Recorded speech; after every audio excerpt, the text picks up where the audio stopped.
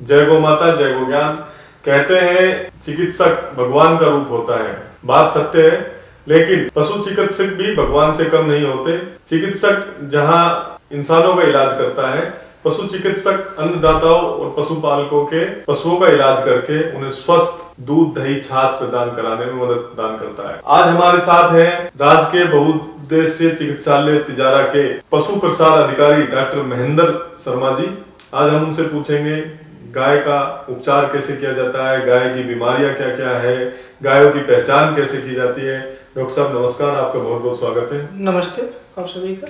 मैं महेंद्र कुमार शर्मा, राजकीय पशु चिकित्सालय बहुउद्देश्य पशु चिकित्सालय तिजारा में पशुधन प्रसार अधिकारी। हमारा जो भारत देश है, इसमें गायों का एक विशेष महत्व माना गया है। सदियों से ही गायों को हम जो है पूजनीय मानते हैं, और इस पहल में स्टेट गवर्नमेंट ने भी हमारे गायों के लिए अलग से एक गौ पालन महकमा बना रखा है। तो सब विस्तार से चर्चा करेंगे आपसे। सबसे पहले हम जिस प्रदेश में रहते हैं, राजस्थान जी, राजस्थान में देसी गाय बहुत ज्यादा प्रचलन में शब्द आता है। जी देसी गाय जी। तो देसी गाय सिर्फ एक गाय का ही नाम है या फिर इनमें भी कोई कैटेगरी होती है? देखिए, हमारे यहाँ पर जो गाय है, हम गायों को दो भागों में वर्णित करते हैं, एक विदेशी नस्ल और एक देशी नस्ल। विदेशी नस्ल में एचएफ, जर्सी मुख्यतः ये गाय आती है, और देशी जो नस्ल है उसमें हमारे राजस्थान की अगर हम बात करते हैं तो हमारे राजस्थान में मुख्यतः गिर, राठी, थारपारकर, काकरेज, साहिवाल और हरियाणवी नस्ल ज्यादा पाई जाती है। मतलब देसी गाय में भी 6 तरह की नस्लें होती जी हैं। जी। अच्छा, तो इनकी हम पहचान कैसे करेंगे? ये देसी, ये मतलब आप बता रहे थारपारकर है, ये गिर है। देखिए, वैसे तो सब ब्रीड की अलग अलग पहचान होती है। बाकी हमारे यहाँ पर जो है घुमंतू जातियां जैसे अपने यहाँ अलवर इस साइड में आती हैं, जो बहुत भारी सींग वाली होती हैं, वो जो ग्रुप में चलती है, ग्रुप में चलती हैं, वो कोपरेज नस्ल की होते हैं, जिनके बहुत भारी सींग होते हैं। दूसरा, अभी जो रेड कलर की जो गाय होती है, ईंट जैसे कलर की जो गाय होती है, वो गाय प्योर अगर लाल है तो वो गिर नस्ल में आती है, जिसका जो है अपन कई बार देसी भाषा में कह देते हैं कि उल्टा माथा का घुमाव होता है, उसको हम लंबे कान होते हैं, वो गिर नस्ल होती है, वो बढ़िया होती है। दूसरा, साहिवाल जो होती है, वो लंबी गलधर की नस्ल होती है, उसमें स्पॉट्स पाए जाते हैं उसके शरीर पर। ये भी अच्छी दुधारू नस्ल है, तो इसको भी हम अपनी देसी भाषा में देसी ही गाय कहते हैं, क्योंकि हमारे राजस्थान की ही नस्ल है, राजस्थान का ही विकास हुआ है यहीं से इसका, तो ये देशी नस्ल है। हम जिस क्षेत्र में रहते हैं डॉक्टर साहब, वहां पर सफेद कलर की गाय होती है जो छोटे सींगों की होती है, तो वो आप बतौर हरियाणवी गाय उसको बोला जाता है। हाँ, हमारे यहाँ पर अमूमन जो देखने में मिलती है वो सफेद कलर की जो गाय होती है, वो हरियाणवी ही क्रॉस नस्ल है, हरियाणवी नस्ल है, जिसके सींग छोटे होते हैं, सफेद चमड़े की जो गाय होती है, देखने में बहुत ही आकर्षक गाय होती है। हम जो है इसी को ही ज्यादातर पालतू के रूप में पालते हैं। ये गाय हमारे यहाँ पर मुख्यतः यही पाई जाती है। गायों की ये तो हो गई देसी नस्ल, जिसके जी। बारे में आपने हमें थोड़ा विस्तार से बताया जी। अब जो हम बोलते हैं कि जर्सी गाय है, अमेरिकन गाय है, ये किस तरह की गाय होती है? देखिए, ये विदेशी नस्ल है, जर्सी है, जर्सी से इंपोर्ट किया हुआ सीमन जो है वो यहाँ पर तैयार किया जाता है, क्रॉस नस्ल के रूप में तैयार हो जाता है। इस तरह से होलिस्टीन फ्रिजियन, जिसको हम एचएफ कहते हैं, ब्लैक और सफेद चित्ते की जो गाय होती है, उसको होलिस्टीन फ्रिजियन कहते हैं। ये सीमन भी इंपोर्ट करके विदेशी नस्ल के रूप में यहाँ लाया गया है। देसी गायों के बारे में आपने हमें विस्तार से बताया। देसी गाय के रखरखाव का किसानों को या गोपालक को क्या ध्यान रखना चाहिए? देसी गाय स्वस्थ रहे, उसका रखरखाव कैसे हो, इस पर थोड़ा। देसी गाय वैसे ही हमें बहुत ज्यादा इसकी चिंता करने की आवश्यकता नहीं है, क्योंकि देसी जो गाय है ये अपने आप में ही अल्प आहारी होती है। अल्प आहारी का मतलब यह हुआ कि अपने आप में ही कम खाने वाली नस्ल होती है, इसको बहुत ज्यादा डाइट की आवश्यकता नहीं होती है, कम खर्चे में भी ये बहुत ज्यादा दूध दे सकती है।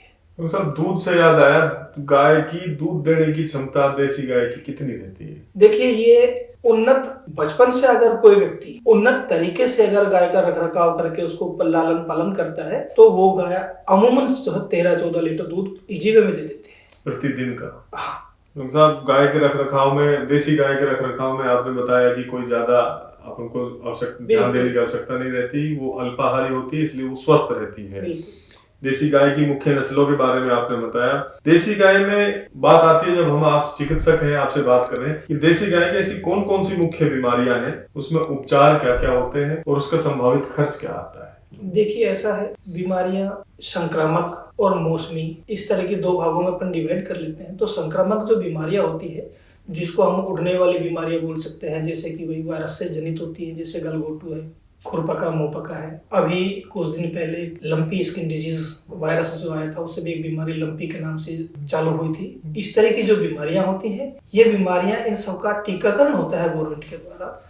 टाइमली अगर पशुपालक इनका टीकाकरण करा ले तो ये चीजें जो है धरती पे इनका उन्मूलन राजस्थान गवर्नमेंट के द्वारा किया जा रहा है। अभी जैसे हमारे यहाँ पर देसी भाषा में कहते थे कि भाई FMD, खुरपका मुंहपका जो रोग है, इसको लोग बाग माता भी मानते हैं। हम अपनी भाषा में इसको FMD रोग घोषित करते हैं। इसके लिए स्टेट गवर्नमेंट ने हमारे यहाँ पर नेशनल प्रोजेक्ट चलाया हुआ है। राष्ट्रीय सरकार द्वारा से जो है FMD का उन्मूलन के लिए प्रोजेक्ट चलाया गया है, जिसमें साल में 2 बार इसका टीकाकरण किया जाता है। अगर पशुपालक सही मायने में इसका टीकाकरण कराए तो इस रोग को जड़ से खत्म किया जा सकता है। जैसे पुरुषों में 5 वर्ष तक के बालकों को पोलियो की दवा पिलाई जाती है जी, साल में 3-4 बार, और जी, उसको हमने भारत देश से पोलियो मुक्त लगभग कर दिया है। जी, इसी तरह खुरपका और मुंहपका की आप बात कर रहे हैं कि टीका लगाया जाता है साल में। डॉक्टर साहब, किसानों को इस बात की जागरूकता कहाँ से आएगी, उनको कैसे पता चलता है? क्या सरकार के पास प्रचुर मात्रा में प्रसार के माध्यम है? क्योंकि मुझे तो लगता नहीं, क्योंकि मैं गाँव से बिलोंग करता हूँ, पशु भी रखता हूँ, तो कभी हमने लगवाया हो।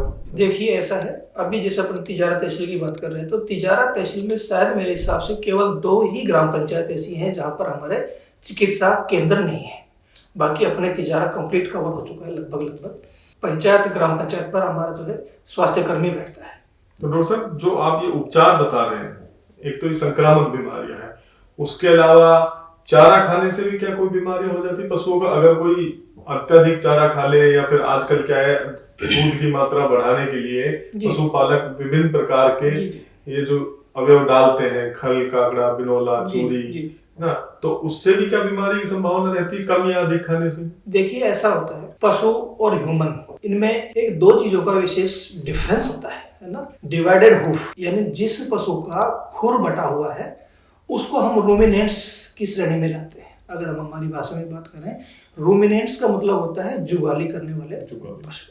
ठीक है, तो कोई भी पशु जैसे सीधे हम चारे पे ले जाते हैं, चारा खाता है, चारा करने के बाद में वो उसको रूमन के अंदर उसको भर लेता है। मैं पशुपालक भाइयों की जानकारी के लिए ये चीजें आपको बता रहा हूं कि कोई भी पशु जैसे ही अपन उसको चारा डालते हैं, वो सीधा उसको रूमन में ले जाता है। रूमन में वहां जाकर के उसका pH नॉर्मल होता है, यानी सबसे पहला काम रूमन में है चारे का, वहां पर pH नॉर्मल होता है। उसके बाद पशु उसको पुनः वापस जुगाली करने के लिए लाता है, और जुगाली करने के बाद में वो उसको इंटेस्टाइन यानी आंतों में ले जाता है, बड़ी आंत में पचाने के लिए। ऐसी कंडीशन में हम बात कर रहे हैं बीमारी की। सबसे पहले पशु को मुख्यतः एसोडियोसिस की बीमारी हमारे यहाँ पर बहुत ज्यादा पाई जाती है। एसोडियोसिस में हमारे किसान लोग बहुत ज्यादा मात्रा में गेहूं खिलाते हैं। अगर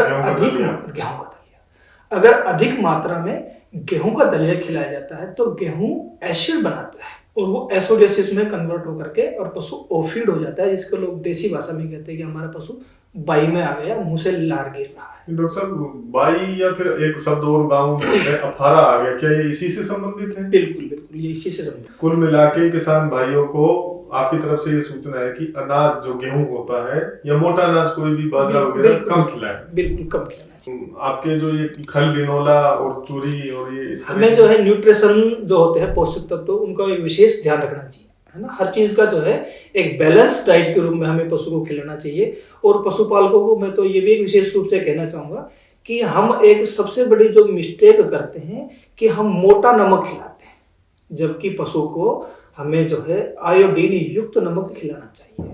क्योंकि जितनी भी ग्लैंड्स होती हैं, कई बार हमने देखा होगा कि पशु के गर्दन में कहीं भी गांठें होना शुरू हो जाती हैं। ठीक है, तो वो गांठें आयोडीन डेफिशिएंसी की वजह से होती है, क्योंकि हमारे पशुपालक मोटा नमक खिलाते हैं, उसमें आयोडीन नहीं होता। साहब, इस बात से मेरे को याद आया, हम विजिट करने गए थे किशनगढ़ बास की आपकी श्री कृष्ण गौशाला में, तो उन्होंने जो पशुओं पर चारा डालने का जो स्पेस बना रखा था, उन्होंने कम से कम 5 किलो का एक वो बट्टी सी, शायद वो नमक की थी, क्योंकि आपने जो ये बताया इससे मुझे वो संदर्भ याद आया। तो मैं जरूर उनको बोलूंगा कि उसको वहां से हटा के आयोडीन युक्त नमक खिलाएं। हाँ, नहीं हो सकता है। अभी क्या मार्केट में इस तरह का इप्सम साल्ट के नाम से बहुत सी कंपनियां हैं जिन्होंने अपने आयोडीन युक्त और कुछ नमकों के युक्त एक ईंट बना रखी है इप्सम साल्ट की। तो हो सकता है वो कोई इसी तरह की कोई आयोडीन युक्त कोई ईंट वगैरह हो।